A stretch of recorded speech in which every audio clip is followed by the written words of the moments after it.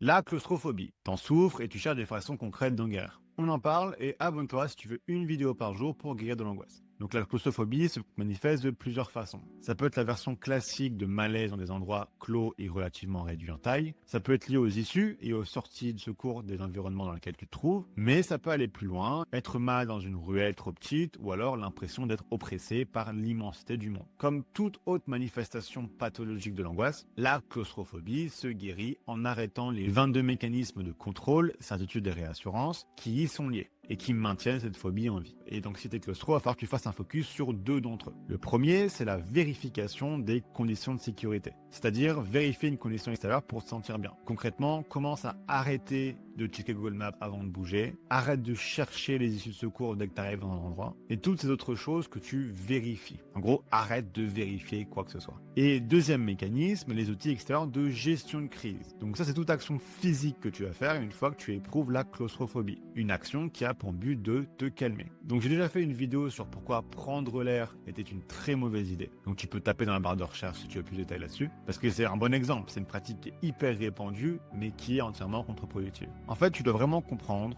que toute action physique en réponse à une peur n'a qu'un seul résultat, amplifier cette peur. Et donc dans ce cas-là, la claustrophobie. Et concrètement, en fait, la fréquence et l'intensité des crises de claustrophobie que tu fais. Je sais que ça paraît impossible au début, donc commence lentement. Et je laisse ceux qui ont eu des résultats avec l'arrêt de CCR physique s'exprimer en commentaire pour aider ceux qui débutent justement. Ce serait vraiment méga cool de votre part. Et voilà, j'espère que ça t'aura apporté quelque chose cette vidéo. Si tu commences ta guérison ou tu veux un peu savoir où tu en es, je t'ai préparé un petit formulaire que tu peux faire gratuitement via un lien dans ma description, qui va créer un compte-rendu PDF assez complet qui te permettra de faire le point. Et comme chaque semaine, pour récompenser les gens les plus productifs dans les commentaires, je vais offrir un starter pack à l'un ou l'une d'entre vous. Et tout ce que tu as à faire pour être tiré au sort, c'est soit partager une clé de ta guérison, ou alors de directement aider quelqu'un en commentaire. Hâte de vous lire, je lis tout vos commentaires et c'est ça qui m'inspire pour mes vidéos.